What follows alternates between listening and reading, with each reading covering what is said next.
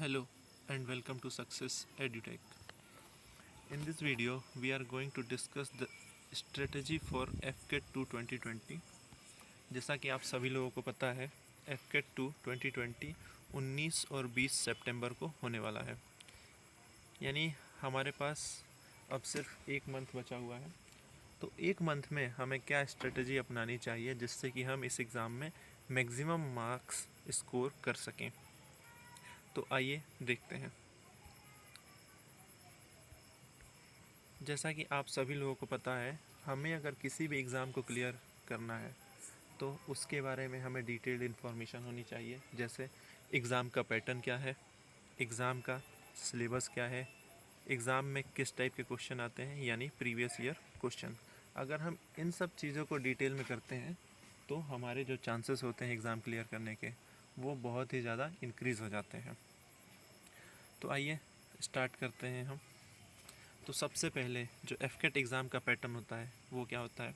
जो question paper होता है वो सिर्फ इंग्लिश लैंग्वेज में होता है। टोटल 100 क्वेश्चंस आते हैं और जो टाइम ड्यूरेशन होता है इन 100 क्वेश्चंस को सॉल्व करने के लिए वो होता है 2 आवर्स।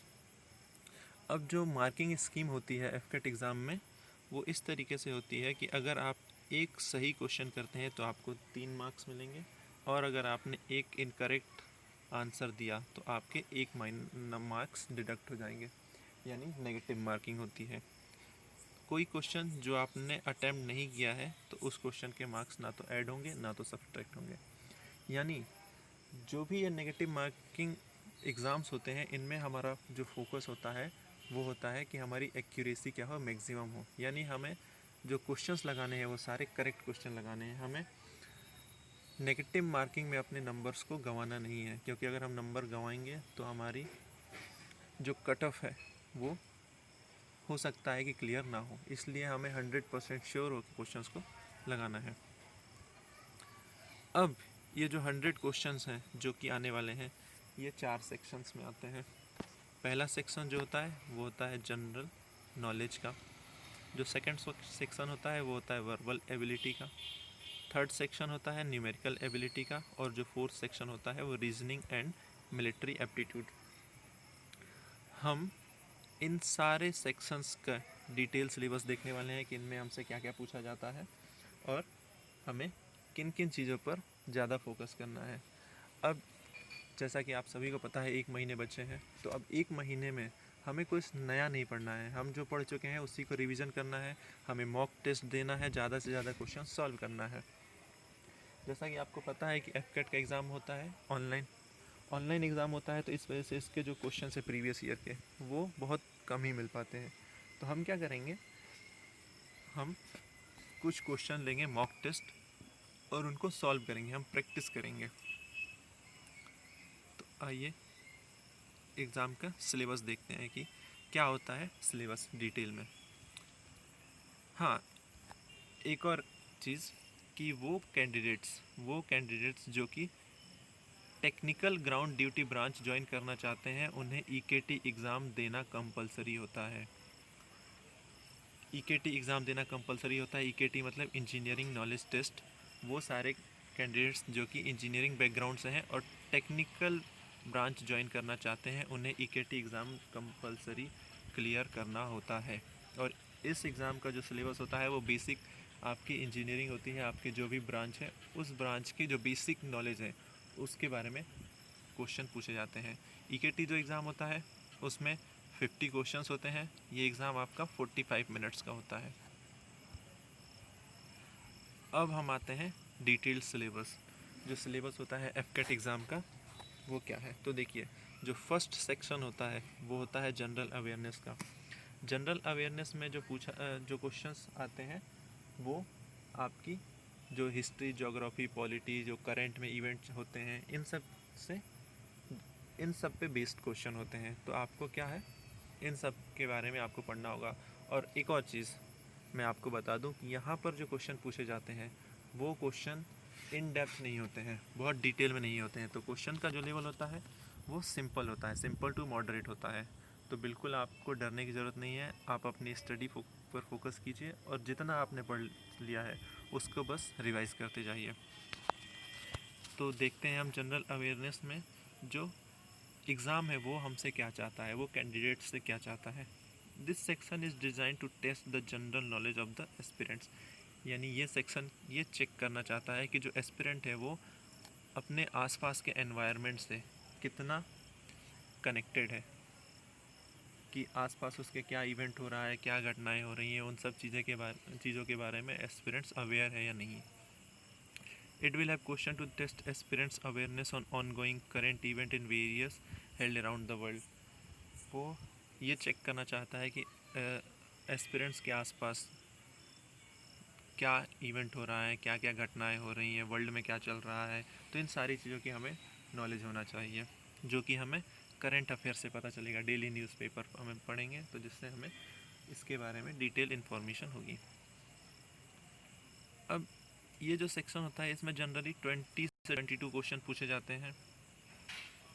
इसका जो सिलेबस होता है वो होता है history, sports, geography, environment, culture, defence, arts and culture, international, current affairs, politics, civics and basic science. ये होता है डिटेल सिलेबस हमारा जनरल अवेयरनेस का।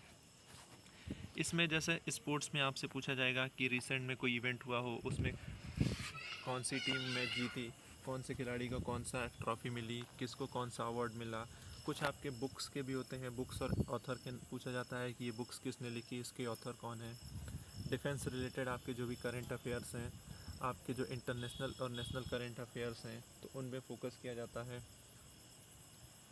ये आपका स्टैटिक पार्ट होता है हिस्ट्री। आपका एनवायरनमेंट में एनवायरनमेंट से रिलेटेड कौन से अभी कॉन्फ्रेंस हुए हैं, एनवायरनमेंट से रिलेटेड कौन कौन सी न्यूज़ है करंट में, वो सब चीज़ें आपको पढ़ना होती है। जो second verbal ability in English.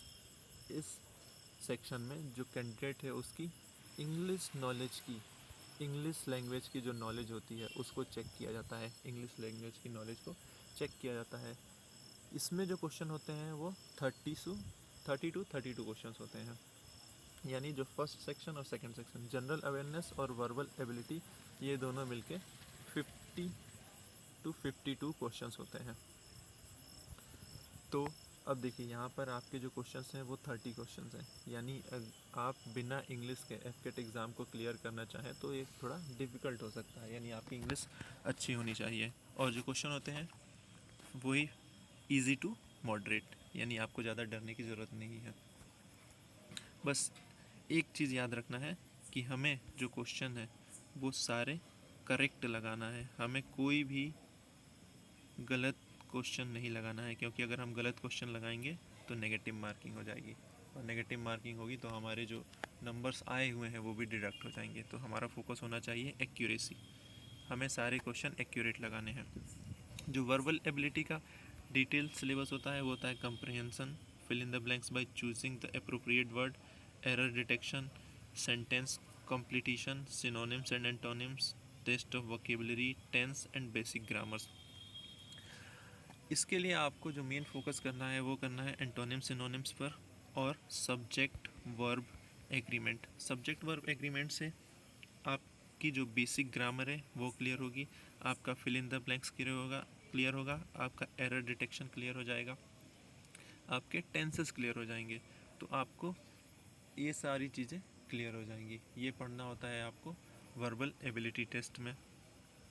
आपका जो नेक्स्ट सेक्शन होता है वो होता है क्वांटिटिव एबिलिटी। क्वांटिटिव एबिलिटी में जो कैंडिडेट होता है उसकी मैथमेटिकल एबिलिटी को चेक किया जाता है। इसमें जो क्वेश्चन होते हैं वो 15 to 18 क्वेश्चंस होते हैं, और ये क्वेश्चन ऐसे होते हैं कि आप ये पूरे 18 के 18 क्वेश्चंस को अटैम्प्ट कर सकते हैं, क्योंकि क्वेश्चंस का level again easy to moderate होता है। सिर्फ कुछ ही क्वेश्चन ऐसे होते हैं जो कि थोड़े लेंदी होते हैं और जो टाइम कंज्यूमिंग होते हैं, बाकी आपके जो क्वेश्चन होते हैं बहुत ईजी होते हैं। पर आपको स्पीड मेंटेन करके रखना है, क्योंकि क्वेश्चन आपका 120 मिनट्स का है, आपका जो क्वेश्चन पेपर है 120 मिनट्स का है और 100 क्वेश्चन है, तो आपको अगेन स्पीड पे ध्यान देना है।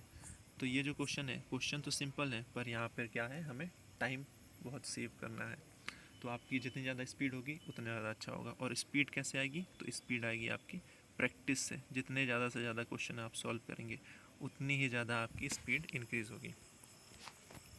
इसमें जो सिलेबस होता है वो होता है decimal fraction, simplification, average, ratio and proportion, simple interest, profit and loss and the percentage. ये होता है हमारा सिलेबस न्यूमेरिकल एबिलिटी का। अब जो लास्ट सेक्शन बचा इस एग्ज़ाम का वो होता है reasoning and military aptitude.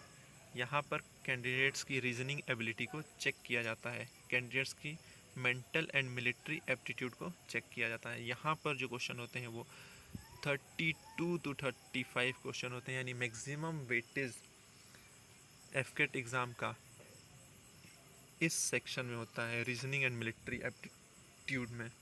Again यहाँ पर भी जो क्वेश्चन होते हैं वो इजी टू मॉडरेट होते हैं, आप इजीली इन क्वेश्चंस को सॉल्व कर सकते हैं।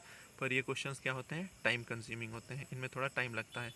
तो हमें क्या करना है, जितनी ज़्यादा से ज़्यादा हम प्रैक्टिस कर सकते हैं उतनी हमें प्रैक्टिस करना है, ताकि हम अपनी स्पीड को इंक्रीज़ कर सकें।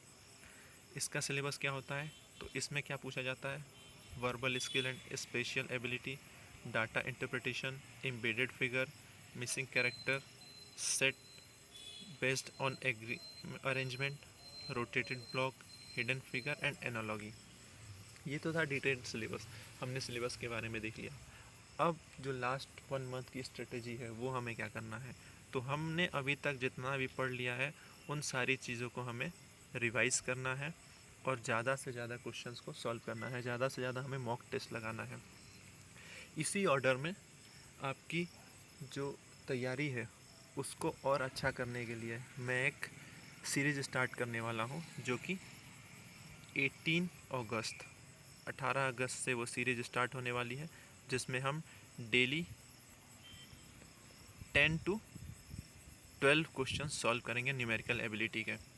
डेली 10 to 12 क्वेश्चन हम सॉल्व करेंगे न्यूमेरिकल एबिलिटी के, यानी अभी हमारे पास 13 डेज़ का टाइम है। 13 डेज़ का टाइम है, यानी 13 डेज़ में हम अप्रॉक्स 300 क्वेश्चन सॉल्व करने वाले हैं। हम 300 क्वेश्चन सॉल्व करने वाले हैं। तो इससे क्या होगा, आपकी जो क्वेश्चन को सॉल्व करने की अप्रोच है वो इंक्रीज़ होगी। आप क्वेश्चन को फास्टली क्या कर सकते हैं, सॉल्व कर सकते हैं, जिससे क्या होगा, आपका टाइम कंज्यूम होगा। और मैं आपको गारंटी देता हूँ कि अगर आप ये 300 क्वेश्चंस पूरे कंप्लीट कर लेते हैं इन 30 डेज़ में, तो आप 18 में से 18 क्वेश्चंस आप पूरे सॉल्व कर सकते हैं, क्योंकि क्वेश्चन का लेवल ज़्यादा टफ नहीं होता है। बस हमें क्या करना है, ज़्यादा से ज़्यादा प्रैक्टिस करना है और अपनी स्पीड को इंक्रीज़ करना है। तो कल से याद रखिए 18 अगस्त से हम मैं एक सीरीज़ स्टार्ट करने वाला हूँ आप लोगों के लिए, रोज़ डेली 10 to 12 क्वेश्चंस की। वहाँ पर हम न्यूमेरिकल एबिलिटी के डिफरेंट जो सेक्शन होते हैं, जो अभी हमने सिलेबस डिस्कस किया, उस पर हर टॉपिक पर हम क्वेश्चन करने वाले हैं। और वो क्वेश्चन ऐसे हैं जो कि प्रीवियस ईयर्स में आ चुके हैं, और वो मॉक टेस्ट है। तो वहाँ पर क्या होगा, आपकी मॉक टेस्ट की प्रिपरेशन भी होगी और आपको नई मेथड्स पता चलेगी कि हम क्वेश्चंस को कैसे सॉल्व कर सकते हैं, किन तरीक़ों से सॉल्व कर सकते हैं, जिससे हमारे जो टाइम है वो बचे। एंड द लास्ट, बस आप लोग प्रैक्टिस करते रहिए, जितने ज़्यादा से ज़्यादा क्वेश्चन हो सकते हैं सॉल्व करते रहिए। और हाँ, याद रहिए कल से हम एक सीरीज़ स्टार्ट करने वाले हैं, तो आप अपने जितने फ्रेंड्स को हो सकता है आप उनको ये शेयर कीजिए, जिससे कि उनको भी बेनिफिट मिले। And in the last, all the best for your exam. Thank you.